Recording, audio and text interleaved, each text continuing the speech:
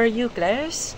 Okay, so I hope that you are in a good and safe place right now. So today, we will discuss another topic discussion in line with our subject, personal development. And since we're done with our first topic lesson, or our lesson 1, which is all about knowing oneself, now we will discuss our lesson 2, which is all about developing one whole self. But before we proceed to our main topic, let us first discuss our learning objectives for this lesson. Okay? So, at the end of this discussion, you will be able to first discuss the relationship among physiological, cognitive, psychological, spiritual, and social aspects of development in order to understand your thoughts, feelings, and behaviors. The second one is we will evaluate also your own thoughts, feelings, behavior, or actions. And lastly is you need to show the connection of thoughts, feelings, and actions or behavior to actual life situations. Alright? So since for sure clear na po ang ating learning objectives or yung ating learning outcomes, now let us proceed to our main topic. So ready na po ba? Okay, so but before we proceed to our main topic, let us answer first this question. So I want you to get 1/4 sheet of paper and answer this question. Then next week, ipapasa po siya. Again, 1/4 po siya isusulat or sa 1/4 po siya isusulat. Then yung 1/4 nyo, dapat po ay nakastate ang inyong pangalan, section, date, kung kailan po ipapasa, as well as your subject teacher, Mr. Ryan B. Pavlo. And also, I want you to write a label at the topmost part of your paper. Write assessment 1.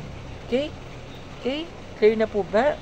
Alright, now let us proceed to our main topic by discussing the concept of holistic development. So when we say holistic development, it is the process of self-actualization and learning that combines an individual's mental, physical, social, emotional, and spiritual growth. So when we say holistic development, remember, we're talking about the overall growth of a person, not just in terms of the physical aspect, but also the mental, emotional, physical, emotional, social, and even spiritual aspects. So it means you are developing in all areas of life. Like for instance is one, emotional well-being can affect cognitive performance. When you are sad or stressed, right, you find it hard to concentrate, right?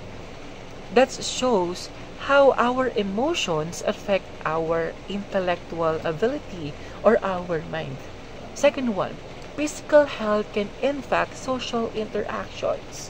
If you're always sick, you won't enjoy hanging out with your friends. See, every part of us or every part of these aspects are connected to one another. When one part is affected, the others are affected too. So the goal of holistic development is for us to grow as a whole person, someone who is smart, healthy, kind, has strong values, and knows how to handle feelings. That's why in personal development you're developing your one whole self, we don't focus on just one part. We need to take care also our one whole self, and that is holistic development. Clear po?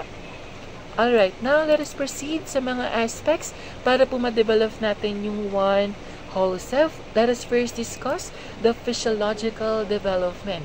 So when we say physiological development, from the word itself, physio, meaning to say physical aspect. We're talking about all the physical changes that happen to our body as we grow, especially during our teenage years. So this is when we start noticing changes in our heights, in our weight, our body shape, and as well as our sexual characteristic. And it is called physiological because it involves our body functions, how your body works and changes. And these changes, class, don't just happen outside like growing taller by increasing your weight, but also inside, like your what we call hormones work, or how your reproductive system starts to mature.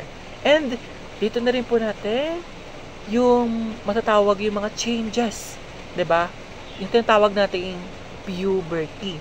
So when we say puberty, please take note, it is all about, when we say puberty, class, it comes from the Latin word pubertas, which means in English is adult. So during this time, class, the body becomes mature, the individual becomes capable of sexual reproduction. So para po mas clear, kapag sinabi natin puberty, ito po yung mga halimbawa na mga pagbabago na nagaganap sa katawan natin kapag nasa stage na po tayo ng puberty. Like for instance, sa mga girls, right? Nagsisimula pong tumubo yung mga kanilang breasts, or yung tinatawag nating dibdib. Aside from that is, lumalapad na po yung kanilang mga hips or yung kanilang balakang. And also, di ba, yung nagsisimula na yung menstruation or yung tinatawag nating period sa mga babae. Like, so sa mga boys naman, for instance, ayan, lumalaki na po yung kanilang genital parts or ang kanilang ari or yung kanilang bayag. So aside from that is also during this stage or during the puberty stage, of course, lumalalim na po yung mga boses ng mga kalalakihan, tumutubo na po yung mga bigote, ayan, nagkakaroon na po tayo ng mga wet dreams. Ayan, lahat po yan ay nag-occur during the puberty stage. And sa ating puberty stage, class, meron po tayong 3 stages of puberty. The first one is the prepubescent stage. So when we say prepubescent stage, this is what we call the first stage of puberty. So in this stage, class, our body is starting to get ready for the changes, but the changes are not super obvious yet. You might still look like a kid or parang bata or nene, totoy ka pa, but things are already happening inside our body. So dito na po nagsisimula yung pagbabago, pero hindi pa po obvious in outer physical characteristics or a physical aspect po ng isang tao. So meaning to say, wala pa po masyadong pagbabago or visible changes sa prepubescent stage, pero nagsimula na ang adjustment sa loob ng ating katawan. Okay? So next ng ating prepubescent stage we have is the pubescent stage. So when we say pubescent stage, this is when the major changes start happening. Okay? So both physical and emotionally na po yung changes na nangyari sa ating katawan. So this is all the time, or this is also the time when we really feel that we are growing up. Kumbaga, ito na yung stage na ramdam mo na talaga na nagmamature na yung physical aspect mo or lumalaki ka na. Dito nagsimula yung major changes, as in malaking pagbabago both physically and emotionally. And also, dito mo na talaga mararamdaman na nagbibinata at nagdadalaga ka na. So, during this stage also, ayan, as you can see, di ba, for girls, this is when menstruation or yung tinatawag nating period usually nagsisimula. And pag sinabi natin first period, tinatawag po natin siyang menarche. So, when we say menarche, which means the first period. So, aside from first period or yung first menstruation or yung menarche na tinatawag, nagko-continue na rin po yung pag-grow ng kanilang hair, paghaba ng hair, ayan, yung pagtubo ng kanilang mga breasts, ayan, di ba? Yung private parts natin, usually nag-start na rin po yan magkaroon ng changes. Yan, lumalaki na po yung mga balaking na mga girls. Okay, sa mga boys naman, usually during the pubescent stage, lumalaki na po yung mga boses, tumutubo na po yung mga bigote, nagde-develop na po yung mga katawan, and yung katawan po natin ay nagiging mas adult looking na. Okay? So, for the last stage, we have here the post-pubescent stage. So, when we say post-pubescent stage, this is when your body is fully developed and your secondary sexual characteristics are already completed. This means your body is now functioning like an adult. For like example, for girls, their menstrual cycle becomes regular. Unlike sa sa pubescent stage, 'di ba? First period pa lang siya, pero sa post-pubescent stage, regular na po yung menstrual cycle ng mga babae. And of course, nag-a-adjust na po yung katawan ng mga babae, like totally developed na po yung kanilang mga suso o yung kanilang mga breast, and mas, 'di ba, mas nagiging malapad na po yung kanilang mga balakang or yung kanilang mga hips. So sa mga boys naman, usually during the post-pubescent stage, mas nagiging deepen or mas malalim na po yung kanilang mga boses. Yan, yung mga muscles nila ay fully developed na, and nagkakaroon sila ng mga tinatawag natin mga different hairs in our body. Sa facial, yung mga sa kilikili, sa mga pubic, ayan, sa pubic, yung pubic hair tinatawag ng mga, ayan, sa mga part ng private part natin. And by this time, so both boys and girls are physically and capable of reproduction, meaning to say they are reproductive system, or meaning to say the reproductive systems are working like an adult. So in terms of their emotionals, okay, so during this stage, mas nagiging mature na, 'di ba? Yung, as you can see, during this pubescent stage, nagiging mas mature na po tayo. Na kung saan is iniisip na po natin yung mga, kung ano nga po ba yung magiging ka-relationship natin, yung mga magiging relationship natin, yung future natin, yung mga goals in life natin in the future. But, take note, so during this stage, just because your body is mature, it doesn't mean you're fully mature emotionally or mentally, guys. That's why personal development is so important. So you can grow not just outside, but also inside as well. Okay? Clear na po ba yung 3 stages of puberty? Now, let us proceed to our next aspect, which is the cognitive development. So when we say cognitive development, it refers to the growth of mental abilities like thinking, reasoning, and understanding throughout a person's life. So when we say cognitive development, it is all about how our mental abilities grow, like how we think, how we reason, how we understand things, and make sense of the world around us. So hindi lang to basta tungkol sa pagiging about sa ating intellectual ability, ha, kung hindi, kung paano tayo natututo at nag-iisip ng tama habang tumatanda tayo. So, habang lumalaki tayo, of course, dapat nagbabago rin yung paraan ng ating pag-iisip. Like, for instance, diba, kung nung bata pa tayo, simple lang pagkakanit sa mga bagay, pero habang tumatanda tayo, or lumalaki tayo, or nas na magiging mature tayo, mas nagiging mas malalim yung analysis natin sa isang bagay. Kumbaga, mas kaya nating mag-isip ng mga different questions, yung mga what ifs, 'di ba? Mas nagiging curious tayo at mas kaya nating mag-solve ng mga problems, unlike nung mga bata tayo, 'di ba? We thought in very simple ways. But now, since we are now already in the stage ng teenager or in the ng adolescence somehow, or teenage of puberty, 'di ba? Mas dapat yung thinking natin is dapat mas malalim na, or dapat mas malawak na. For example, we can now understand abstract ideas, 'di ba? Things like love, ayan, you know how to understand different abstract ideas like yung mga love and justice. Even if we can see or touch them, that means our thinking is already developing. So during the cognitive development, or this is also the time where we begin setting long-term goals,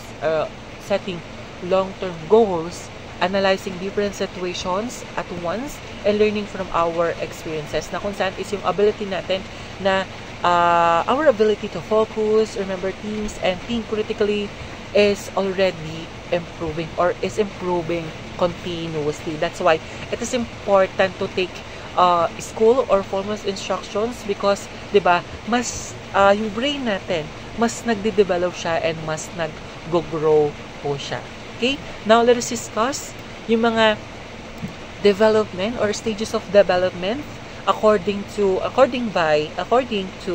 Jean Piaget. So sa stages of development, we have here 4 stages of development. The first one is the sensory sensory motor. So when we say sensory motor stage, this is actually happens during infancy from birth to 2 years old. So in this stage, babies or the infants learn through their senses. Kaya po siya tinawag na sensory, more on senses and body movements lang po tayo. They don't think with words yet. Instead, they understand the world through their through touching, looking, tasting, and moving. Like for instance, diba, kapag binigyan mo ng to, yung isang baby, ano po yung gagawin niya?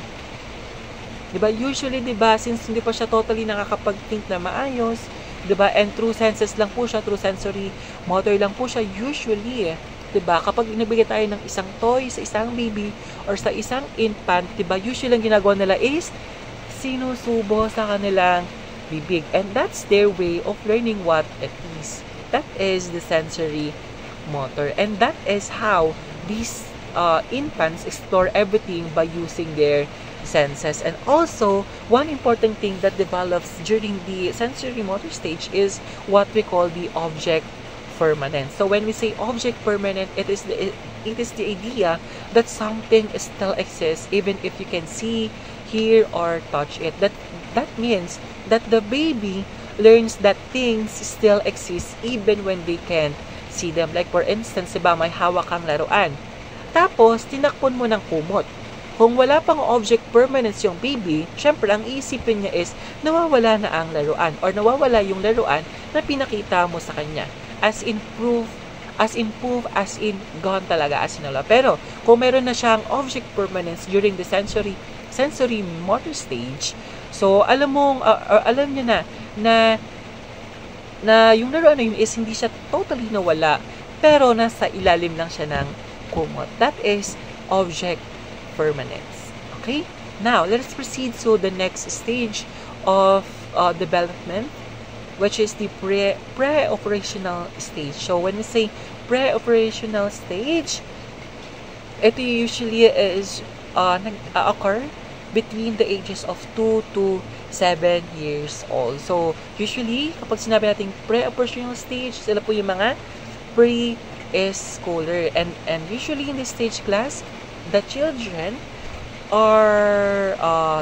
start using language and imagination. They can speak and understand words, but their thinking is still not logical yet. So, mean to say, sa stage na to is nag-i-improve na class yung kanilang language skills or yung language skills ng mga bata, wherein marunong silang magsalita, marunong na sila magkwento, at marunong silang gumamit ng mga imagination. Kaya nga, diba, as you can see, kapag kakakita tayo ng mga first schoolers, so mostly of their activities and performances is more on storytelling. Yan, mga performances na usually ginagamit talaga ng language skills and ng imagination. Usually, diba, sa mga kinders and preschools, diba, usually doon kinakandak yung mga pag-acting nila. Like, sila yung gusto nilang maging in the future. Gusto nilang maging doctor, teacher, kasi nga po, puro imagination pa po yung nasa isip ng mga bata. And also, during the pre-operational stage, so dito na rin po na-develop yung kanilang egocentrism or yung tinatawag natin na egocentrism ng mga bata. So, in psychology, when we say sa theory ni Jean Piaget, so when we say egocentrism, it means that the young children believe that everyone sees things and feels the same way as they do. So, meaning to say, in simple terms, in this theory ay nakapokus lang daw yung mga bata sa sarili nilang perspective. Hindi pa nila kaya ilagay ang kanilang sarili sa mga posisyon ng ibang mga tao. So, meaning to say, hindi pa daw po kayang mag-empathize o mag-take ng different perspective from other people yung mga bata during the pre-operational stage. So, hindi pa nila kayang i-process ang idea na may ibang perspective ang ibang tao kasi ang utak nila ay usually kasi po ang kanilang utak ay usually ay nagde-develop pa lamang during the pre-operational stage. Okay? So last or the third one is si concrete operational stage. Ito na yung stage na mas nagiging logical na ang pag-iisip ng mga bata. Pero dapat yung mga bagay na yun ay konkretong nakikita or nahahawakan ng mga bata. So that is for concrete operational stage. So usually, nag-occur po ang concrete operational stage around 7 to 11 years old or early to middle grade school. So siguro, siguro to mga grade 1. Yan. Hindi. Mga grade 2 hanggang grade 3, I guess. Grade 2 or hanggang grade 4. Grade 1 or grade 4. Grade 3. So, in this stage, in concrete operational stage, dito mas nagiging maayos.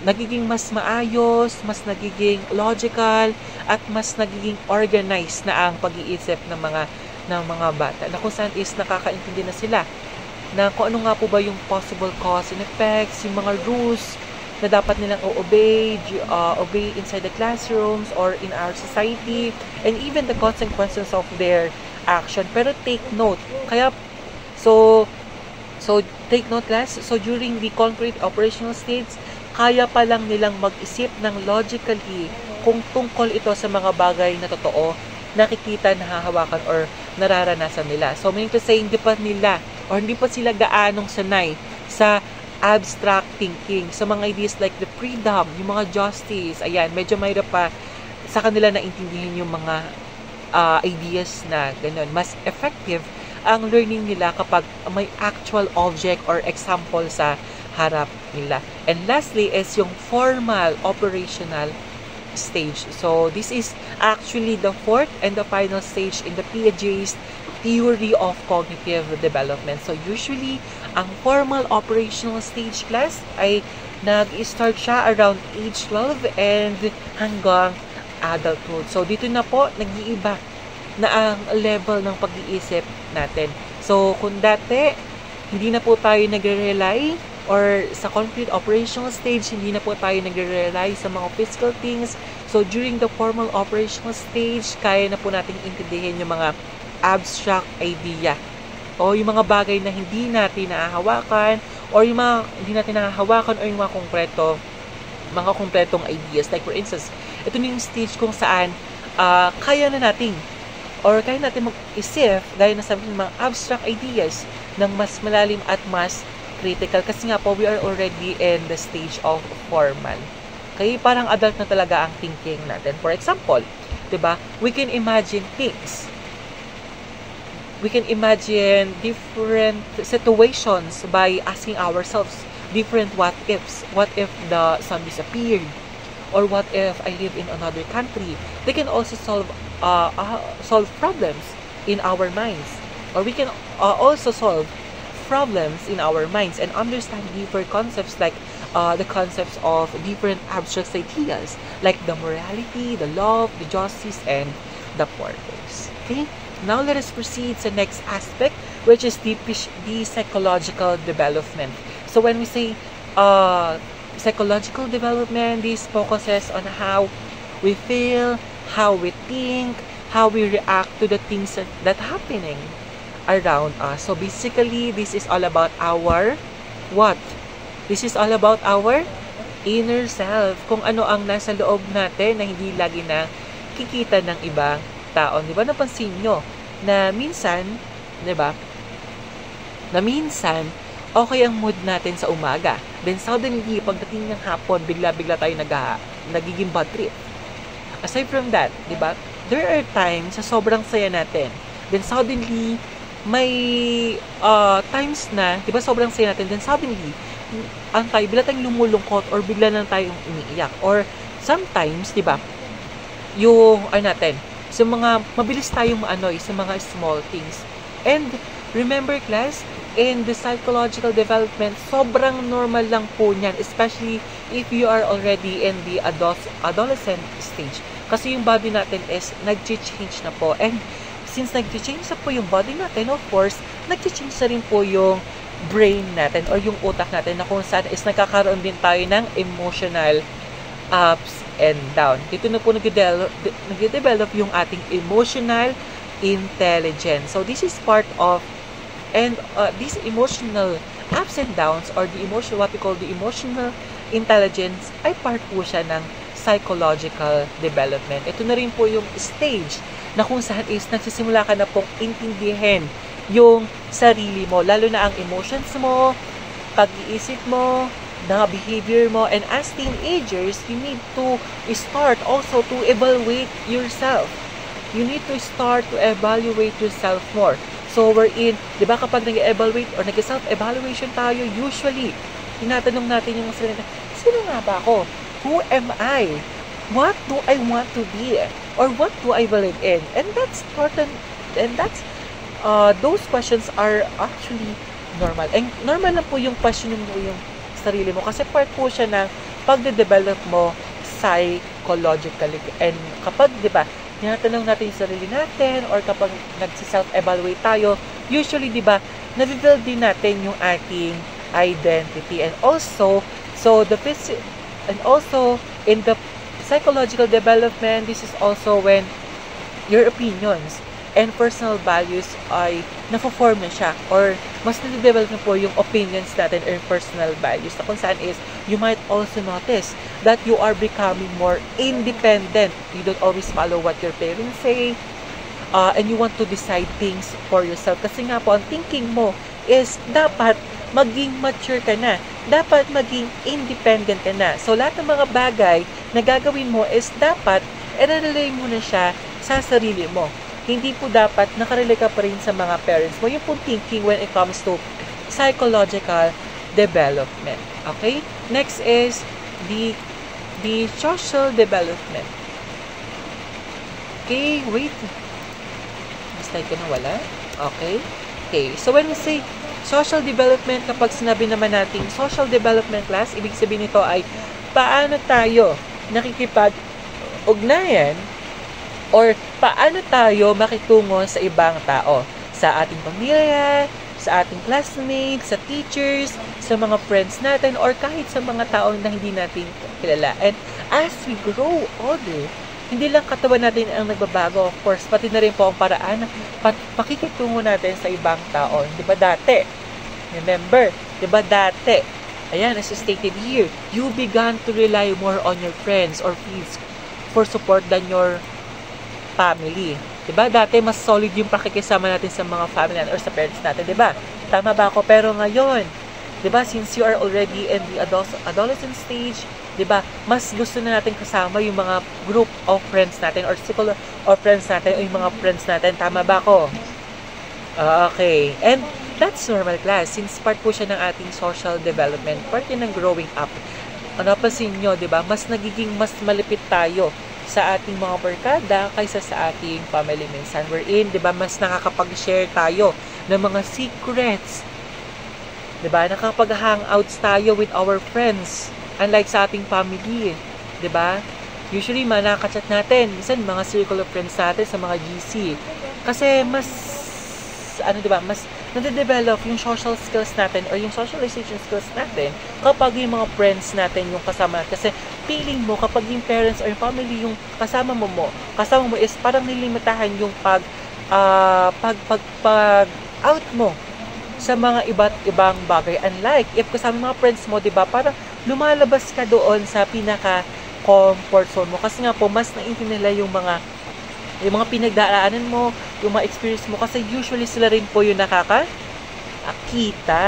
Okay? Kung ano nga po ba yung nangyayari sa'yo, 'di ba, habang tumatanda ka. Okay? And also kapag 'di ba, minsan dahil mas gusto nating maging kasama yung mga friends natin and gusto natin maging belong, 'di ba? Sometimes napipilitan tayong sumama sa mga bagay na hindi naman natin gusto. And that is what we call peer pressure. So, example ng peer pressure class is kapag sinabihan ka ng isang kaibigan mo na, uy, magkating class lang tayo sa klase ni sir.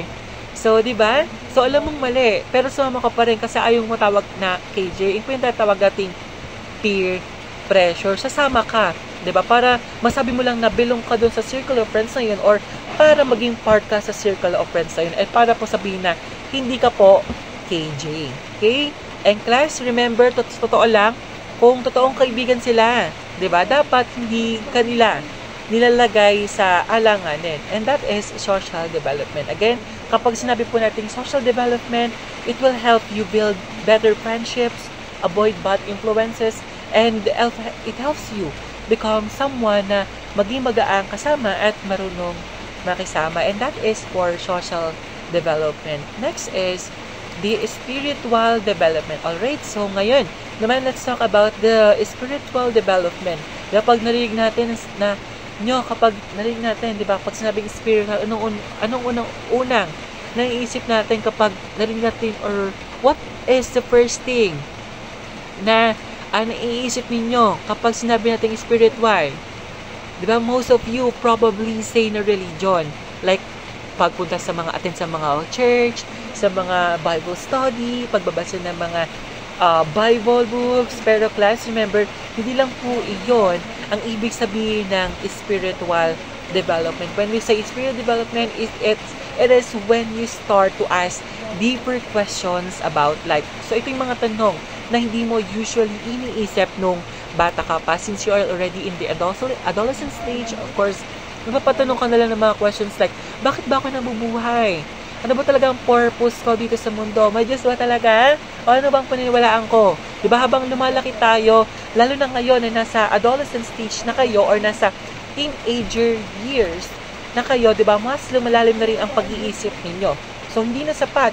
Yung sabi kasi ng nanay ko diba, gusto mo na rin maintindihan ang paniniwala mo sa sarili mong paraan. So, remember, guys, tandaan nyo, being spiritual doesn't mean religious ka. Pwedeng hindi ka active sa simbahan, pero meron kang values.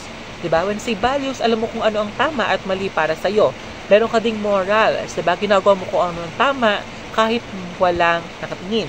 And also, you have this paninindigan. So, hindi ka basta-basta nagpapadala sa sabi-sabi or sa sinasabi ng ibang tao. And kapag meron ka niyan, this aspect, yung values, morals, and paninindigan, probably mag-start na rin yung pag-feel mo ng peace of mind. Kasi alam mong may direction ka. At alam mo kung anong klaseng tao ang gusto mong maging in the future. That is spiritual development. So, example that we can give under the spiritual development, let's say, may temptation na manloko ka sa quiz.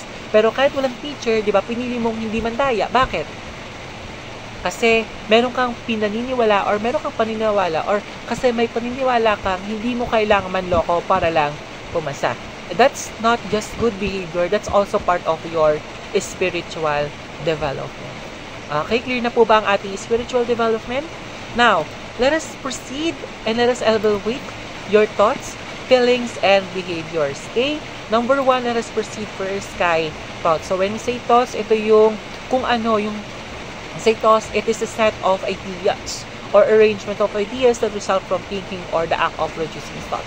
So, when we say yung thoughts ay kung anong tumatakbo sa ating mga isipan, ito yung mga idea, paniniwala, yung mga beliefs and interpretation mo sa isang situation. Like for example, di ba, na-late ka sa klase ni sir. Siyempre, ang thought mo ay, naku, magagalit si sir. Ayan, kasi late ako. Nakakaya sa mga classmates ko, late ako. Kaya baka isipin nilang tamad ako. Yun po yung sinasabi nating thoughts. And when we say thoughts, those are your thoughts. And sometimes, automatic po yung mga ideas na pumapasok po sa ating isip. Ilan na lang pumapasok sa isip natin. Now, second one is the feelings. Okay? When we say feeling, these are the denotes, or feelings, these are the denotes state of consciousness, such as that resulting from emotions, senti, moments, or desires. Kapag may thought ka, of course, nagkakaroon ka rin ng emotion or feeling. Yung thought mo na nakakaya sa classmates, pwedeng mag-lead yan sa feeling na hiya, tungkot, or takot kasi nga, di ba, na-late ka. Example, nalulungkot ka kasi late ka, or di ba, natakot ka kasi late ka, baka sinupagalitan ka ni teacher Ryan. So, remember, your feelings come from your thoughts. What you think affects how you feel. Next is behavior. So, now let us proceed sa behavior. So, kapag sinabi na po natin behavior, is, ito po yung mga, when we say behavior, as stated in our presentation, it refers to the range of actions. Okay? Range of actions and mannerism made by individuals, organisms, organisms or any entities, any entities in conjunction with their environment. O ngayon, di ba? Dahil may feelings ka, dahil may nararamdaman ka, of course, gagawa ka ng action. And that is what we called behavior. Kung nahihiya ka, syempre baka, di ba, yung mga actions na gagawin mo or mga behavior na gagawin mo, since nahihiya ka pumasok sa class teacher, since absent ka, for sure, di ba, hindi ka na papasok sa classroom. Or may tendency na pumasok ka. Pero, di ba, suddenly is, tatahimik ka na lang po sa isang gilid or sa isang sulok. Or, like, for instance, di ba, pumasok ka. Pero, iiwasan mo si teacher Ryan. Ay po yung mga behavior, yung mga actions na igagawin natin since, di ba, nakaramdam ka na po. Then, of course, sure, then after mo ka ng feelings, of course, gagawa ka ng certain action dun sa certain instances or that certain situations. Ibig sabihin, yung behavior mo ay ito yung resulta ng nararamdaman mo na nagsisimula sa iniisip mo. Again, remember, kapag sinabi nating thoughts, this is what we think. While on the other hand, pag sinabi nating feelings, this is what we feel and the behavior is what we do. Okay? Okay, so clear na po ba yung tatlo? Now, let us remember these things, class. So, number one, thoughts, feelings, and behaviors are interconnected and interrelated. In fact, they influence and affect one another. So, okay, class, imagine na triangle yan, yung ating the first thing you need to remember regarding sa pag-elbow weight, your feelings, thought, and behavior. Imagine na triangle, inisip mo, nararamdaman mo, at ginagawa mo. Lahat yan ay interconnected or magkakaignay. Let's say, iniisip mo, di ba, hindi ko na kayang pumasa. So, dahil doon, ang naramdaman mo is, of course, di ba, malilungkot ka, kakabahan ka, and of course, matatakot ka. Kasi nga, di ba, hindi ka makakapasa. Tapos, ang naging behavior mo, for sure, di ba, ang possible na maging behavior mo is, hindi ka na mag-aaral kasi, nag-give up ka na. Pero kung babaguhin mo yung iniisip mo, like for instance, diba, this one, kaya ko to, kung mag-aaral ako ng maayos, so ano magiging feeling mo? Diba? Dapat confident ka and dapat hopeful ka, diba? In that certain situation. And any possible action mo, of course, you need to review. Galing mo nga sa mga quiz and assessment na ibigay ni sir para po makapasa ka sa subject. So, class, tandaan, ano ang iniisip mo, naapektuhan ng feelings mo, and also your behavior or your actions. Kung gusto mong baguhin ang behavior mo, of course, you need to start first sa iyong iniisip or sa iyong thoughts. Number 2, adolescents are also normally self-conscious and sensitive individuals. So, ito naman, class, very relate, right? I know some of you are, majority of you, for sure, is makaka-relate ito. Diba? Sinasabi rito na kayong mga teenagers or tayong mga teenagers, normal lang din na maging self-conscious or maging sensitive. Diba? Minsan, feeling mo, may sinasabi si classmates tapos iniisip mo agad, ako ba yung pinatamaan niya? Kaya naman napansin mo, hindi ka sinama sa group photo, sabi lang ng iniisip, diba? Baka ayaw nila sa akin. No, Jane, diba? Hindi ganun, class. Tandaan nyo, normal lang yan sa age ninyo. Kasi sa stage ng adolescence, mas aware na kayo sa sarili ninyo at gusto nyong malaman kung paano kayo titingnan ng iba tao. Pero habang lumalaki kayo, of course, dapat you need to understand also yung sarili nyo. Diba? So, kung kailan totoong may issue at kailan ka dapat mag-overthink. And that is what we call maturity. Once na-develop mo po yung ganyan thinking, of course, diba?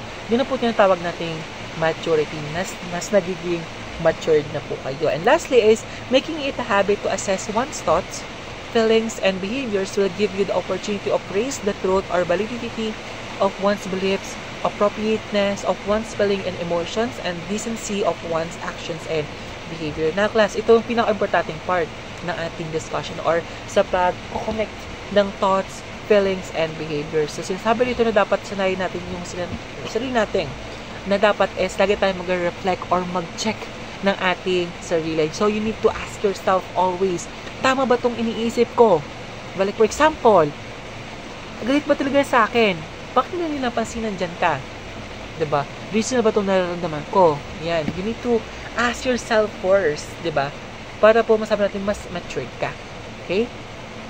So, class, Kapag naging habit na po natin yung ganung pag-check or yung tatawag natin self-check sa ating mga sarili, di ba, mas nagiging maayos na tayong kumausap. Ayan, mas maalam nyo na kung paano yung mga possible reaction na ibigay natin in certain situation, and of course, mas mabilis na po tayong matuto sa mga wrongdoings na nagagawa natin. Okay? So, in short, iniisip mo, nararamdaman mo, kumikilos ka. And the more you reflect, the better you understand yourself.